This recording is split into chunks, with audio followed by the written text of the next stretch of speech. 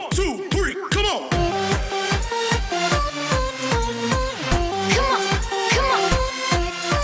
Hi students, welcome to our channel. Welcome to our revision program for JEE and NEET 2020. So here we are going to discuss the most important chapters as a quick revision. Okay, so here this first chapter, actually you may not get a problem from this chapter, but this chapter is crucial for overall physics because this is the only chapter that helps us to describe the motion of a particle. So everything regarding the motion of any particle will be there in this chapter. So this is crucial. Even though if there is no direct question from this chapter, getting command on this chapter is crucial here, right? Okay, so here what are the things we have to consider in this chapter? So there are three basic types of motion.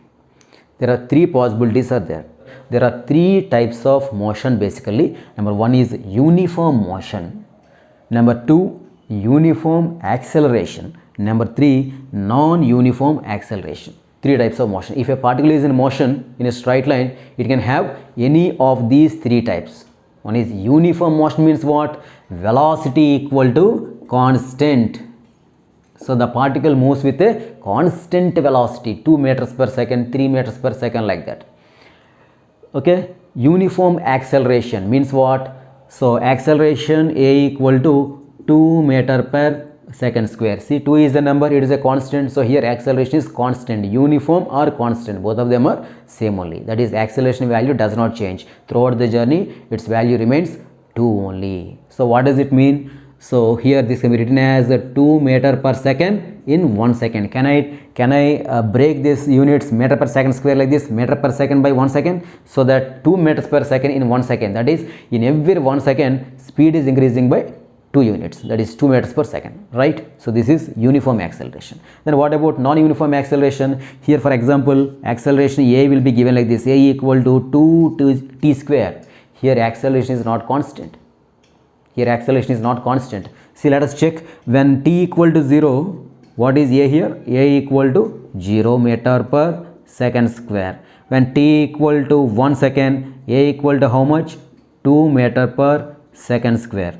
When t equal to 2 seconds, A equal to how much here? 2 to 4, 8 meter per second square. See how it is varying? It is not uniformly varying.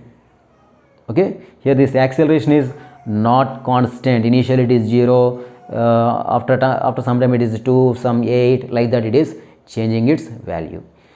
So here acceleration can be given in terms of a time function, or acceleration can be given as a equal to 3x, like this, where x is a displacement. Acceleration can be a function of time, or acceleration can be a function of displacement. Two things can be given to us. So these are the only three types of motion we can find in this part, right?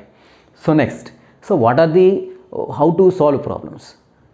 While solving problems, so what are the equations we require? So for this part, for uniform motion, there is only one equation. What is that? S equal to Vt. What is S? Total displacement. What is V? Average velocity. What is T? Time of journey. So okay, and here for uniform acceleration, this is total displacement, this is total time of journey, initial velocity, and this is constant acceleration. Similarly, all these things, this is the V bar equal to U plus V by 2. V bar is the average velocity in this case. So Sn, you know, displacement in n second. So these equations, they are called as kinematic equations.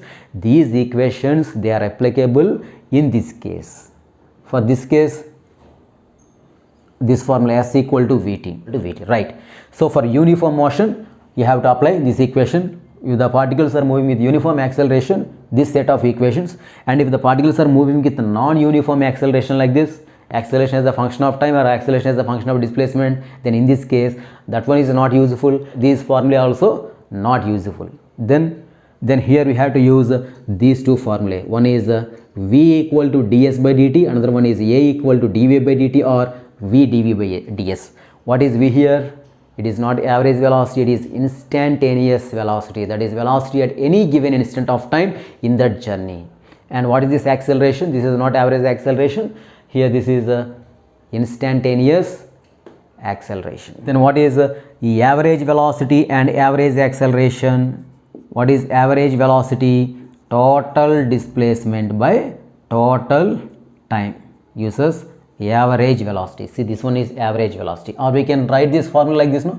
Or V equal to S by T. Then what is average acceleration? Average acceleration equal to total change in velocity by total time. This is average acceleration, right? So what is average velocity? V average equal to, we can write delta S by delta T. That one only we are writing like this, no? S total by T total, right? So average acceleration is equal to delta V by delta T. Average velocity equal to delta S by delta T. Then instantaneous acceleration is equal to how much? dV by dt, and instantaneous velocity equal to ds by dt.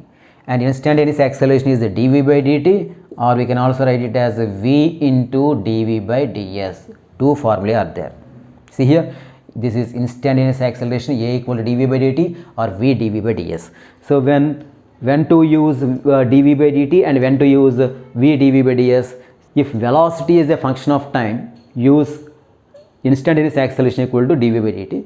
If velocity is a function of displacement, use this formula. That's all. And one more thing is instantaneous acceleration and instantaneous velocity can be found with this formula and also using graphical methods. Okay, right. So for uniform motion, S equal to Vt. For uniform acceleration, these kinematic equations. For non-uniform acceleration, there are two set of formulae. This is V equal to ds by dt is one formula. Another one is A equal to dV by dt or V dV by ds. These are the formulae in our chapter motion in a straight line. Using this, we can solve any type of problem in motion in a straight line, right? So next, how to solve problems in this chapter motion in a straight line. First of all, as in any case, you should have command on these things. One is the given quantities. Number two, quantities to be found. Number two. Number three, assumed quantities.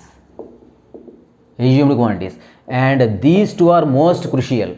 While solving problems, if numericals are given, no problem. If values are given in symbols, for example, acceleration equal to some alpha, velocity v equal to some v, like that, then in that case, when symbolic answers are there, students, they will be confused while solving equations. So keep one thing in mind. So finally, answer must be present in given quantities. So while solving equations, you should retain these quantities, and the quantities which we assume, you should remove those quantities. Okay, if you have clarity on that one, problem solving will be easy, right? Next one is the draw a diagram.